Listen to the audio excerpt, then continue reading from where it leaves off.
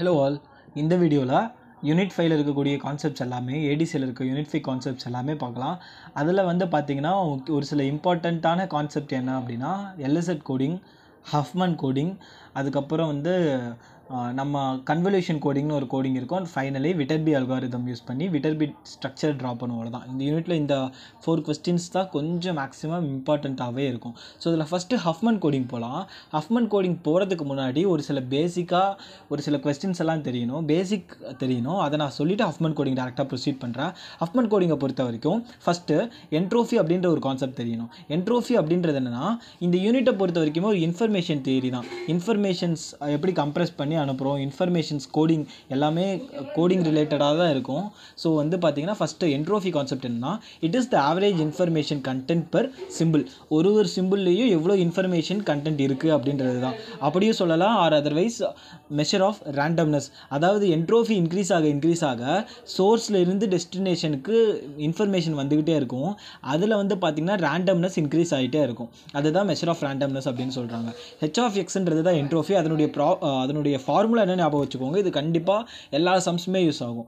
இது ரொம்ப இம்பார்ட்டண்ட்டான ஃபார்முலா. இது எல்லாமே ரிலேட்டட் டு ப்ராபபிலிட்டி தான். என்ட்ரோஃபியை பொறுத்த வரைக்கும் ப்ராபபிலிட்டி தான். ஆர் அதர்வைஸ் என்ட்ரோஃபியை இன்னுமே வேறு மாதிரி புரிகிற மாதிரி எக்ஸ்பிளைன் பண்ணால், ஒரு பர்டிகுலர் லிமிட்டுக்கு மேலே உங்களுடைய டேட்டாவை கம்ப்ரெஸ் பண்ணவே முடியும், உங்களுடைய இன்ஃபர்மேஷனை கம்ப்ரெஸ் பண்ணவே முடியாது. அப்படி கம்ப்ரெஸ் பண்ண முடியாத லிமிட்டுக்கு பேர் என்ட்ரோஃபி அப்படின்றத தான் சொல்லுவாங்க. ஸோ என்ட்ரோஃபி அப்படின்றத நம்ம பார்த்தோம். ஃபைனலி அதனுடைய ஹெச் ஆஃப் எக்ஸோட ஈக்குவேஷன் என்ன, PK into log 2 suffix 1/pk. உங்கள் கேல்குலேட்டரில் கொடுக்கும்போது லாக் 2 கேல்குலேட்டரில் கொடுக்காது. கேல்குலேட்டர் கொடுத்தீங்கன்னா லாக் பேஸ் 10 எடுத்துக்கும். ஓகேவா? அப்போ இது லாக் பேஸ் 10லேருந்து லாக் பேஸ் 2 மாற்றணுன்றதுக்கு எப்படின்னா, as usual for example log 2 base 5ன்னு இருந்துச்சுன்னு வச்சுக்கோங்களேன். ஏதாச்சும் ஒரு வேல்யூ லாக் 2 பேஸ் 5ன்னு இருந்துச்சுன்னா லாக் 5 டிவைடட் பை லாக் 2 அப்படின்னு வச்சுக்கோங்க. Or otherwise log 2 or otherwise for example log 5 base 10ன்னு இருக்குன்னு வச்சுக்கோங்க. லாக் 5 ஆஸ் யூஷுவல் மேலே இருக்கிறது கீழே இருக்கிறது, அவ்வளோதான். Log 10 by log 5. அப்போது லாக் ஏ பேஸ் பின்னு இருந்துச்சுன்னா, சரி லாக் ஏ பேஸ் இந்த மாதிரி ஃபார்மேட்டில் இருக்குது அப்படின்னா, இந்த மாதிரி ஒரு ஃபார்மேட்டில் இருக்குன்னா மேலே இருக்கிறதுக்கு லாகு டிவைடட் பை கீழே இருக்கிறதுக்கு லாக், அவ்வளோதான். ஓகேவா? ஸோ இதுதான் உங்களுடைய entropy, pk into log 2 suffix 1/pk. And finally average code word லென்த்துன்றது நான் இங்கே இதெல்லாமே சம்ஸ் போகும்போது புரியும். ஃபார்முலாஸ் என்னன்றதுக்கு மட்டும் நான் இங்கே ஒரு வேளை தெரியலைன்னா எழுதி வச்சிருக்கோம். இப்போ நீங்கள் இது ஞாபகம் இல்லைனா சம்ஸ் போகும்போது உங்களுக்கே புரியும். அண்ட் ஃபைனலி எஃபிஷியன்சி அப்படின்றது entropy divided by average code word length, அவ்வளோதான். அண்ட் ஃபைனலி ரிடண்டன்சி அப்படின்றது 1 மைனஸ் எஃபிஷியன்சி தான் redundancy. For example if your efficiency வந்து 0.75 இருந்துச்சுன்னா உங்களுடைய ரிடண்டன்சி என்னென்னா 1 minus 0.75 that is equal to 0.25 தான் ரிடண்டன்சி. வேரியன்ஸ் கேட்பாங்க. வேரியன்ஸ் கேட்குறதுக்கு இதுதான் formula. And finally information gained by each bit அப்படின்றதுக்கான ஃபார்முலா இதுதான். இதுவும் ப்ராபபிலிட்டி ரிலேட் பண்ணி தான் இருக்கும். இதெல்லாம் உங்களுக்கு பார்க்க புரியாத மாதிரி இருக்கும், பட் டேரெக்டாக சம்ஸ் போயிட்டால் இன்னுமே புரியும். இப்போது ஹஃப்மன் கோடிங்லேருந்து ஒரு சம் பார்க்கலாம். இந்த சம்மில் வந்து இது வந்து டுட்டோரியலில் கேட்ட ஒரு கொஸ்டின். இதில் வந்து இருக்கிற பாசிபிலிட்டி எல்லாமே நான் இதில் இந்த ஒரே சம்லேயே நான் சொல்லிடுறேன். ஸோ தட் எல்லாமே இதுலேயே புரியும். ஹஃப்மன் கோடிங்கில் நான் சொன்ன மாதிரி ஃபார் எக்ஸாம்பிளுக்கு இப்போது ஏதாச்சும் ஒரு வேர்டு ஏதாச்சும் ஒரு இங்கிலீஷ் வேர்டு, இங்கிலீஷ் ஆல்ஃபபெட்ஸ் கம்ப்ரெஷனுக்கும் இந்த ஹஃப்மன் கோடிங் யூஸ் ஆகுது. ஃபார் எக்ஸாம்பிளுக்கு ஏதாச்சும் ஒரு ப்ராபபிலிட்டி ரிலேட்டடாக தான். ஃபார் எக்ஸாம்பிளுக்கு இப்போது நான் நேம் எடுத்துக்கிறேன். கார்த்திக்னு நேம் இருக்குது. இப்போ இந்த கார்த்திக் அப்படின்ற இங்கிலீஷ் ஆல்ஃபபெட்டு கம்ப்ரெஸ் ஆகி சோர்ஸில் இருந்து டெஸ்டினேஷனுக்கு கம்ப்ரெஸ் ஆகி வரணும். ஸோ இதுக்கு ஃபார் எக்ஸாம்பிளுக்கு இது வந்து ஒரு இன்ஃபர்மேஷன் ஒரு பிட்டும் ரிசீவர் சைடில் போகிறதுக்கு ப்ராபபிலிட்டி என்னென்னா, கே அப்படின்ற ஒரு இதுக்கு டோட்டலாக எத்தனை லெட்டர்ஸ் இருக்குது? 7 லெட்டர்ஸ் இருக்குது. கரெக்டாக? அப்போது ஃபஸ்ட்டு லெட்டர் போகிறதுக்கான ப்ராபபிலிட்டி 1/7, செகண்ட் லெட்டர் போகிறதுக்கு 1/7, தேர்டுக்கு போகிறதுக்கு 1/7, 4 1/7, 5 1/7, 6 1/7 அண்ட் 7க்கு 1/7. டோட்டலாக ஆட் பண்ணிங்கன்னா 7/7 தட் இஸ் ஈக்குவல் டு 1. ஓகேவா? அப்போது இதில் வேறு சிம்பிள்ஸ் அப்படின்றது என்னென்னா, சிம்பிள்ஸ் அப்படின்னா ஃபார் எக்ஸாம்பிள் இதில் கே அப்படின்றது 2 டைம் ரிப்பீட் ஆகிருக்கு. கரெக்டாக? அப்போ கே அப்படின்றது அங்கே டெஸ்டினேஷனுக்கு ரீச் ஆகிறதுக்கு இது ஒரு ப்ராபபிலிட்டி, 1/7 ஒரு ப்ராபபிலிட்டி, இங்கே ஒரு 1/7, அப்போ 2/7 ப்ராபபிலிட்டி இருக்குது. ஓகேவா? 2/7 ஆஃப் ப்ராபபிலிட்டி எனக்கு கே அப்படின்ற வார்த்தை ரிசீவர் சைடில் இருக்கிறதுக்கான ப்ராபபிலிட்டி இருக்குது. அப்போ சிம்பிள் கேக்கு எவ்வளோ ப்ராபபிலிட்டினா 2/7, சிம்பிள் ஏக்கு எவ்வளோ ப்ராபபிலிட்டினா இது ப்ராபபிலிட்டி. சிம்பிள் ஏக்கு ப்ராபபிலிட்டி 1/7, சிம்பிள் ஆர்க்கு ப்ராபபிலிட்டி 1/7, சிம்பிள் டீக்கு probability 1/7 and finally simple H and ஐக்கு ப்ராபபிலிட்டி 1/7 அண்ட் 1/7. ஓகேவா? இதுதான் உங்களுடைய சிம்பிள்ஸ் அண்ட் கரஸ்பாண்டிங் ப்ராபபிலிட்டி. இப்போது இதெல்லாம் ஹஃப்மன் கோட்ஸாக கம்ப்ரெஸ் பண்ணி உங்களுடைய சோர்ஸ்லேருந்து டெஸ்டினேஷனுக்கு ட்ரான்ஸ்ஃபர் பண்ணுவோம், அவ்வளோதான். இப்போ டேரெக்டாக எனக்கு என்ன இருக்குன்னா, consider a source with a symbols. இங்கே எனக்கு கேஏஆர் டிஹெச்ஐகே அந்த மாதிரி இருக்கிறதுக்கு தான் இங்கே எனக்கு S1 S2 நேம் கொடுத்துக்கிட்டாங்க. S1 S2 S1 S3 S4ன்றது 4 சிம்பிள், அதனுடைய கரஸ்பாண்டிங் ப்ராபபிலிட்டிஸும் கொடுத்துட்டாங்க. Construct the Huffman tree. First என்னென்ன சிம்பிள்ஸ் கொடுத்துருக்காங்க அதனுடைய ப்ராபபிலிட்டி எழுதிட்டேன். அந்த ப்ராபபிலிட்டியை நான் டெசிமலில் மாற்றி எழுதிட்டேன். ஸோ இது டெசிமலில் மாற்றி எழுதினா தான் எனக்கு வந்து அது டிசெண்டிங் ஆர்டரில் நான் மேட்ச் பண்ணும்போது எனக்கு தெரியும். ஸோ டெசிமலில் மாற்றி எழுதி வச்சுக்கிட்டேன். இப்போ ஃபைனலாக ஃபஸ்ட் நான் ஹஃப்மன் ட்ரீ கண்டுபிடிக்க போகிறேன். ஹஃப்மன் ட்ரீ ஃபைண்ட் பண்ணுறதுக்கு என்ன ப்ரொசீஜர் அப்படின்னா, ஃபஸ்ட்டு ப்ரொசீஜர் என்னென்னா, எல்லா ப்ராபபிலிட்டி ஆட் பண்ணி பாருங்கள். 4 ப்ராபபிலிட்டி ஆட் பண்ணால் 1 வரணுமா அப்படின்னு பாருங்கள். 1 வரணும். ஸோ 1/2 அப்படின்றது இங்கே நான் இதை எழுதி வச்சுருக்கேன் கரெக்டாக. ஸோ இதை பார்த்தீங்கன்னா 0.5 + 0.25 இது ரெண்டுத்தையும் ஆட் பண்ணாலும் 0.25. அப்போ ஃபைனலாக ஆட் பண்ணால் 4 சிம்பிள்ஸுடைய ப்ராபபிலிட்டி ஆட் பண்ணால் 1 வந்துருச்சு. ஃபஸ்ட்டு 1 வருதான்னு பார்த்துக்கோங்க. மேக்ஸிமம் 1 வந்துடும். 10 மார்க் கொஸ்டின் எல்லாம் இதெல்லாம் இருக்கும். ஜஸ்ட்டு நாலேஜ்க்காக சொல்கிறது தான். பட் எல்லாத்துடைய ப்ராபபிலிட்டி ஆட் பண்ணால் வரணும். செகண்ட் ஸ்டெப் என்னென்னா, இங்கே தான் ஹஃப்மன் ட்ரீன்றது இப்போ நம்ம பண்ண போகிறது தான். ஃபஸ்ட்டு சிம்பிள்ஸ் எழுதிக்கணும், அதனுடைய கரஸ்பாண்டிங் ப்ராபபிலிட்டி எழுதிக்கணும்.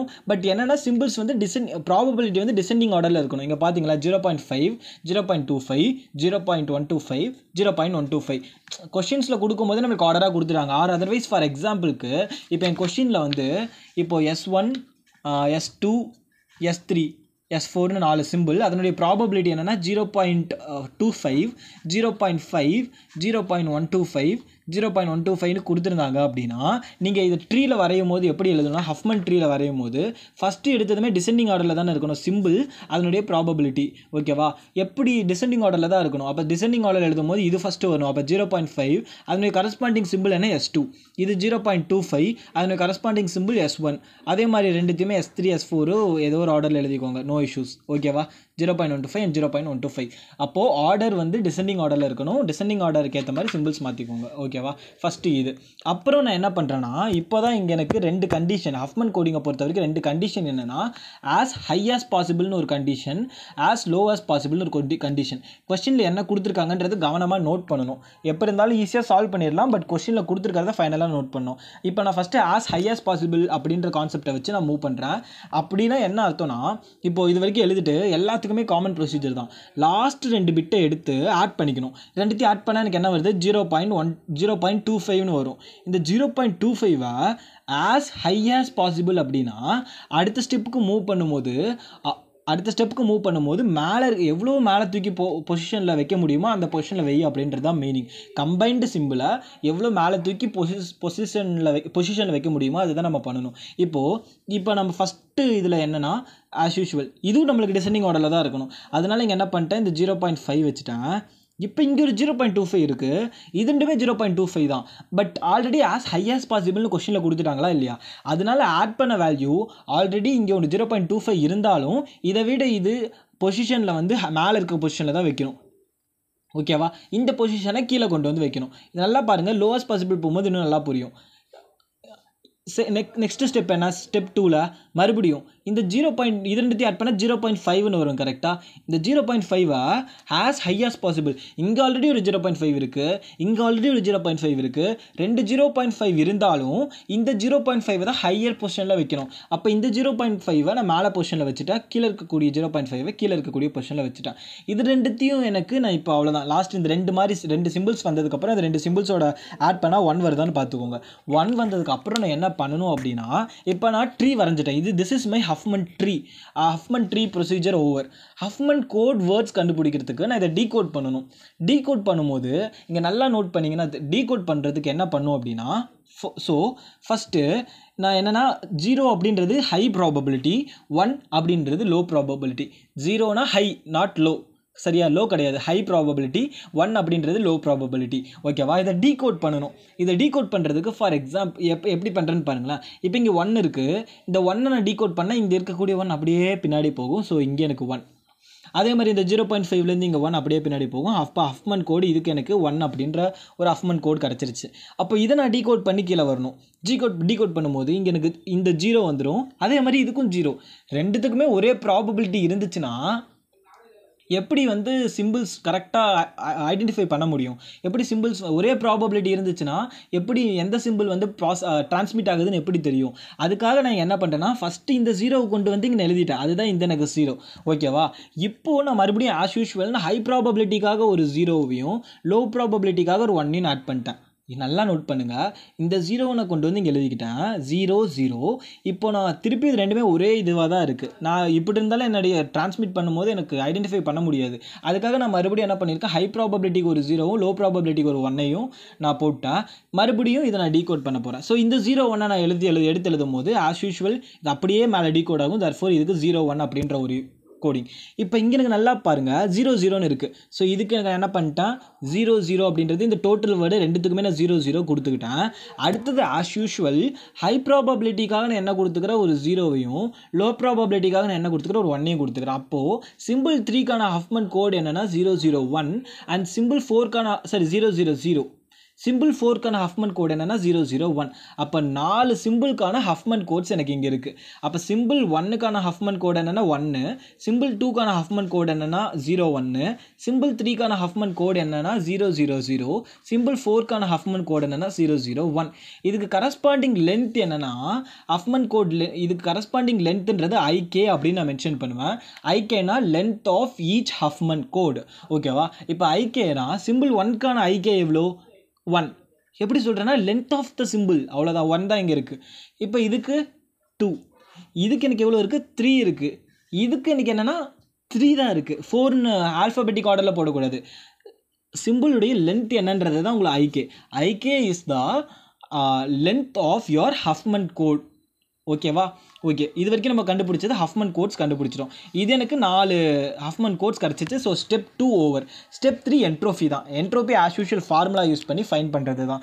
ஃபார்முலா நம்ம என்ன பார்த்தோம் அப்படின்னா, இங்கே ஃபார்முலா என்ன பார்த்தோம் அப்படின்னா h(x) அப்படின்றது என்ட்ரோபி. கரெக்டாக? தேர்டில் இருக்கிறது h(x). h(f) அப்படின்ற என்ட்ரோப்பியில் ஃபார்முலா என்னென்னா summation k is equal to 0லேருந்து k minus 1. உங்களுடைய கொஸ்டினில் S(0) கொடுத்துட்டு S(6) வரைக்கும் கொடுத்துருக்காங்க அப்படின்னா நீங்கள் இந்த ஃபார்மேட் எடுத்துக்கோங்க.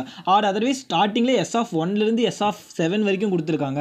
ஆர் S(1)லேருந்து ஸ்டார்ட் பண்ணியிருக்காங்கன்னா நீங்கள் என்ன பண்ணிக்கோங்க, Kலேருந்து k is equal to 0, k is equal to 1லேருந்து k வரைக்கும் வச்சுக்கோங்க.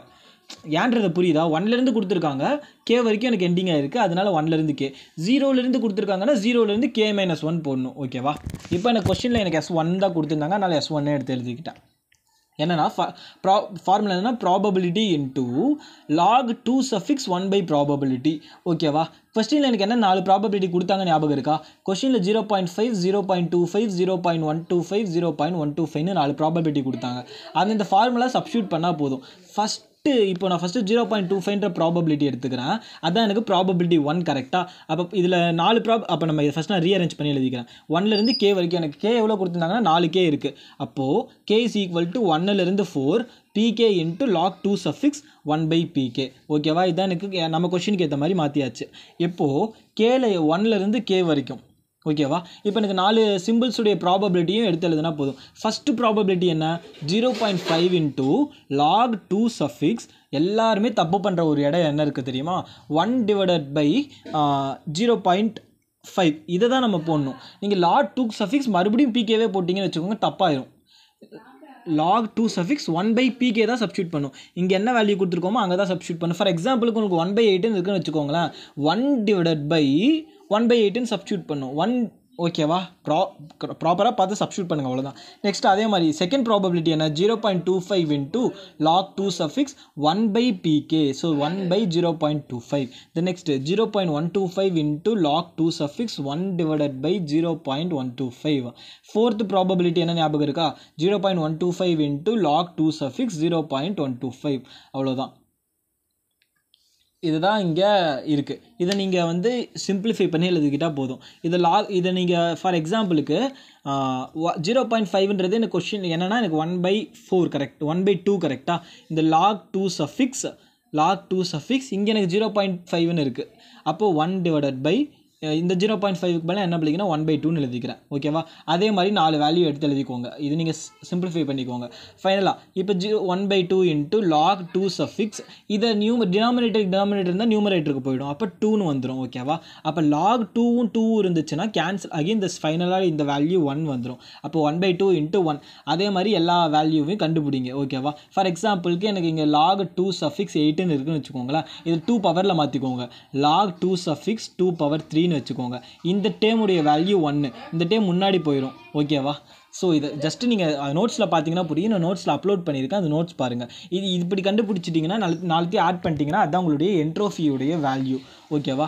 என்ட்ரோஃபி வேல்யூ நீங்கள் டுட்டோரியல்ஸ் பாருங்கள். Finally average code word length L average. இந்த எல் ஆவரேஜ் எப்படி கண்டுபிடிக்கணும்னா pk into ik summation of pk into ik k is equal to 0லேருந்து k minus 1 or otherwise k is equal to 1ல் இருந்து K PK into ஐகே. அவ்வளோதான். இந்த அதாவது என்ன அர்த்தம்னா இப்போது ஃபஸ்ட்டு சிம்பிள் இது நம்ம கொஷனுக்கு ஏற்ற மாதிரி மாற்றிக்கிறேன். கே இஸ் ஈக்குவல் டு 1லேருந்து 4 வரைக்கும் பிகே இன்ட்டு ஐகே அப்படியே இருக்கும். ஓகேவா? ஃபஸ்ட்டு என்னென்னா ஃபஸ்ட்டு ப்ராபபிலிட்டியும் ஹஃப்மன் கோடுடைய லென்த் ஐகேன்றது இதுவா ஃபஸ்ட்டு ப்ராபபிலிட்டினா இதையும் இதனுடைய லென்த் 1ஐயும் மல்டிப்ளை பண்ணணும். அதே மாதிரி இதனுடைய லென்த் 2வையும் மல்டிப்ளை பண்ணணும். அதாவது இந்த வேல்யூவையும் இதையும் மல்டிப்ளை பண்ணணும், ப்ளஸ் இந்த வேல்யூவையும் இதையும் மல்டிப்ளை பண்ணணும், ப்ளஸ் இந்த வேல்யூ இதனுடைய லென்த் 3 அதையும் மல்டிப்ளை பண்ணணும், ப்ளஸ் இந்த வேல்யூவையும் இதனுடைய லென்த்தையும் மல்டிப்ளை பண்ணணும். அப்போது என்ன மீனிங்னா 0.25 இன்ட்டு ஃபஸ்ட்டு இதுக்கான லென்த் என்னென்னா 1 கரெக்டாக. செகண்டு 0.50 இன்ட்டு லென்த் என்ன 1. அதே மாதிரி 0.25 இன்ட்டு செகண்ட் கோட் வேர்டோடைய லென்த் ஞாபகம் இருக்கா கொஷினில் 2 கரெக்டாக. அதே மாதிரி 0.125 இன்ட்டு அதுக்கு கோட் வேர்ட் லென்த் என்ன இருந்துச்சு 3 இருந்துச்சு, ப்ளஸ் 0.125 இன்ட்டு அடுத்த கோட் வேர்ட் என்ன லென்த் இருந்துச்சு 3 இருந்துச்சு. எல்லாத்தையும் ஆட் பண்ணிங்கன்னா உங்களுக்கு 1.75ன்னு வரும். ஓகேவா? 1.75 இது நீங்கள் ஆட் பண்ணிங்கன்னா உங்களுக்கு 1.75 அப்படின்னு என்ட்ரோஃபி கிடச்சிச்சு. 1.75 பிட்ஸ் பர் சிம்பிள். அதே மாதிரி தான் இதுவும் bits per symbol. Finally efficiency அப்படின்றது H of X by L average. H of எக்ஸ்ன்றது மேலே கண்டுபிடிச்ச entropy that is equal to 1.75. L ஆவரேஜ்ன்றது இங்கே நம்ம கண்டுபிடிச்சது that is equal to 1.75. Efficiency எப்பவுமே பர்சன்டேஜில் மென்ஷன் பண்ணுவோம். தர்ஃபோர் இன்ட்டு 100 அப்படி பார்த்தா உங்களுக்கு வேல்யூ என்ன வந்துச்சு அப்படின்னா ஆட் பண்ணிங்கன்னா டிவைட் பண்ணிங்கன்னா 1, அப்போ 100%ன்னு வந்துடுச்சு. எஃபிஷியன்சி உங்களுக்கு 100%. இங்கே நல்லா நோட் பண்ணுங்கள். இந்த இடத்துல இப்போ நான் சொல்கிற ஒரு நோட்டை என்டையர் சம்க்கு யூஸ் ஆகும். எப்பயுமே எல் ஆவரேஜுடைய வேல்யூ தான் அதிகமாக இருக்கும். ஒருவேளை ஹெச் ஆஃப் எக்ஸும் எல் ஆவரேஜும் ஈக்குவலாக இருக்கலாம், ஆர் அதர்வைஸ் எல் ஆவரேஜ் கிரேட்டராக இருக்கலாம். இந்த கண்டிஷன் ஞாபகம் வச்சுக்கோங்க. ஏன் அப்படி சொல்கிறேன்னா ஒருவேளை ஹெச் ஆஃப் எக்ஸ் கிரேட்டராக இருக்குது, எல் ஆவரேஜ் கம்மியாக இருக்குன்னு வச்சுக்கோங்களேன். ஹெச் ஆஃப் எக்ஸ் வேல்யூ 3ன்னு வச்சுக்கோங்க, எல் ஆவரேஜ் 2ன்னு வச்சுக்கோங்க. இன்ட்டு 100 போடும்போது நம்மளுக்கு 3/2னா 1.5 இன்ட்டு 100னா 150%. எப்பயுமே 100%க்கு மேலே வரக்கூடாது. அதனால தான் எப்பயுமே கீழே இருக்கக்கூடிய எல் ஆவரேஜ் கிரேட்டராக இருக்கணும், ஹெச் ஆஃப் எக்ஸ் கம்மியாக இருக்கணும், அதர்ஸ் ரெண்டுமே சேமாக இருக்கணும். புரிஞ்சுதா? அப்போது எஃபிஷியன்சியை பொறுத்த வரைக்கும் H of X by L average இந்த இடத்துல ரெண்டுமே ஈக்குவலாக இருக்கலாம், ஆர் எல் ஆவரேஜ் கிரேட்டராக இருக்கலாம். எப்பயுமே எல் ஆவரேஜை விட ஹெச் ஆஃப் எக்ஸ் கிரேட்டராக இருக்கக்கூடாது. கிரேட்டராக இருந்துச்சு அப்படின்னா முன்னாடி போய் உங்கள் சம்ஸில் செக் பண்ணி பாருங்கள். ஓகேவா? இந்த கான்செப்ட் ஓகேவா? அடுத்தது 6th என்ன ரிடண்டன்சினா என்ன? ரிடண்டன்சினா 6 that is equal to 1 minus efficiency. கரெக்டாக? அப்போது ரிடண்டன்சி இந்த இடத்துல வேல்யூ என்னென்னா ரிடண்டன்சியோடைய வேல்யூ 1 மைனஸ் எஃபிஷியன்சி இங்கே 100%